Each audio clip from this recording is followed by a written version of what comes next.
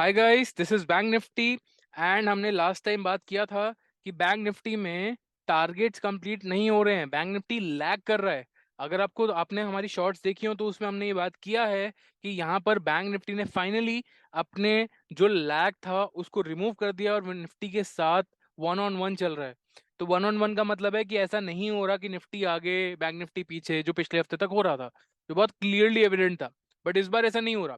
तो इस बार क्या लग रहा है? इस बार ये लग रहा है कि मार्केट शायद यहाँ से एक अप ट्रेंड खींचेगी और मतलब सस्टेन कर लेगी। बट अगर मान लीजिए, अगर हम एक बार को ये समझें कि अभी तक जो ट्रेंड चल रहा था कि बैंक निफ्टी ने पिछले हफ्ते में ही सिर्फ एक बार फॉलो थ्रू लेकर के कवर कर लिया चीजों को, तो क्या वो फॉलो थ्रू अगेन मतलब सेम चीज क्या मेंटेन होगी?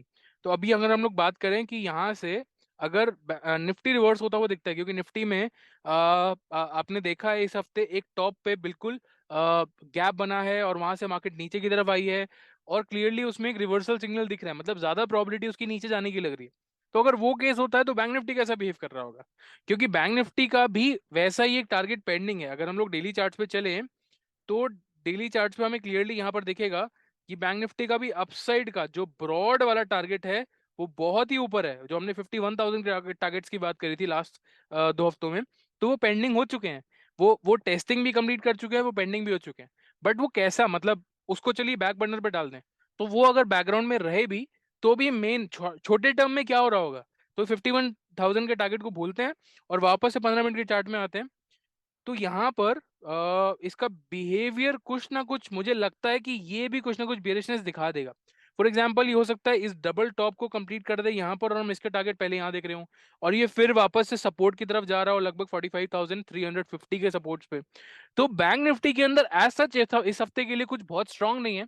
I would just say one thing, अगर आपको निफ्टी में कॉल बन रहा है ना, तो बैंक निफ्टी में भी वैसा ही कॉल बनाने की कोशिश करिए और बस क्यूज लेते रहिए कि किस टाइप का कैंडल बन रहा है। अगर कोई बेरिश कैंडल बन रहा है, निफ्टी के अंदर स्ट्रक्चर पूरा बेरिश हो गया है, तो बैंक निफ्टी के अंदर अगर आपको कुछ बेरिश कैंडल दिखता है तो वहां से आप वो क्यूज लेकर के शॉर्ट साइड पे बैठ सकते हैं। राइट? तो ऐसे आप एनालिसिस समझ सकते हैं। अदरवाइज हमारे लिए ब्रॉडली दो रेंजेस तो अवेलेबल हैं ही। ये रिसेंट हाई तक तो मार्केट मोस्ट लाइकली जा ही रहा है। So this is the most recent लो जिसको एक बार मार्केट ने ऑलरेडी टेस्ट भी किया है। और इसके नीचे यहाँ पर ये जो लेवल है हमारे पास ऑलरेडी, इसको यही मान लें 45,350 के आसपास का लेवल। तो 350 से लेकर के 950, ये 600 पॉइंट्स की रेंज हमेशा रहती ही है जो हमारे पास अवेलेबल है। तो ऐसे मार्केट में हमेशा प्ले कर सकते हैं। What about bull market? हमें कैसे क्यूज मिल रहे होंगे? तो अगर ये ब्रेकआउट हो जाता है इस ट्रेंड लाइन से तो प्रॉब्ली मार्केट शायद उल्टा बिहेव कर रही होगी, या हो सकता है दोनों ही साथ में चल रहे हो निफ्टी बैंक निफ्टी। तो ये हो सकता है यहाँ से मार्केट ऊपर की तरफ जा रहा हो। तो ये सारे पॉसिबल केसेस हैं। मार्केट में थीम पकड़ी है कि थीम क्या चल रही है, कोई न्यूज तो नहीं है। और broadly there is a very high probability कि मार्केट नीचे की तरफ ही जा रहा होगा।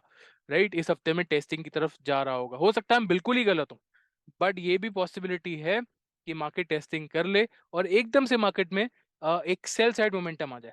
एक चीज का ध्यान रखिए, हमें पता है कि डोमेस्टिक इन्वेस्टर्स काफी एग्रेसिवली इन्वेस्ट कर रहे हैं। हमने ऐसे इन्वेस्टमेंट्स एफआईआई और डीआई की साइड से इतने सालों से नहीं देखे। मतलब they are investing together in this market. वो हमेशा ऐसा नहीं होता, हमेशा उल्टा बैठे होते हैं। तो पैसा बहुत है मार्केट में, और पैसा बहुत होने का सिंपल ये मतलब होता है कि मार्केट हर डिप पे बाय करती रहेगी। जहां भी मार्केट गिरेगी वहां पे फिर से बाइंग होगी, क्योंकि उनको एक बेटर प्राइस मिल रहा होता है हमेशा बाइंग के लिए। तो वो सिचुएशन तो है। बट क्या ये डिप, इतनी सी छोटी सी डिप, क्या उनके बाइंग के लिए सही है?